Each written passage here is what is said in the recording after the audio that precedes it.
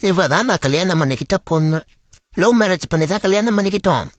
ரொம்ப ஜாலியா போச்சு. அவளுக்கு என்ன பிடிச்சிருச்சு, எனக்கு அவளை ரொம்ப பிடிச்சிருந்துச்சு. அப்புறம் ஒரு நாள் 2 பேரும் சேர்ந்து கல்யாணத்தை முடிச்சோம். கொஞ்ச நாள் நல்லா தான் போச்சு. அதுக்கப்புறம் தூங்கும் போது கொரட்டை விடணா அப்படின்னு சொல்லி என்னை விட்டுட்டு போயிட்டா. இனி இவ வர மாட்டா. நாம இப்படி குடிச்சே சாக வேண்டியதான். பொம்பளைங்க காதலத்தான் நம்பி விடாதே. என்னது லாட்டு சீட்டு கடமை இருக்கு. ஒரு சீட்டை வாங்கி வைப்போம். நம்ம ஒரு அதிர்ஷ்டத்துல பணக்காரன் ஆயிட்டோம்னா 4 பேருக்கு உதவி பண்ணலாமே. ஏன்னா எனக்கு பிறவிலேருந்தே உதவி பண்ற குணம் ரொம்ப அதிகமாவே இருக்கு. ஆமா. என்னாச்சுன்னு பாப்போம் ரிசல்ட்.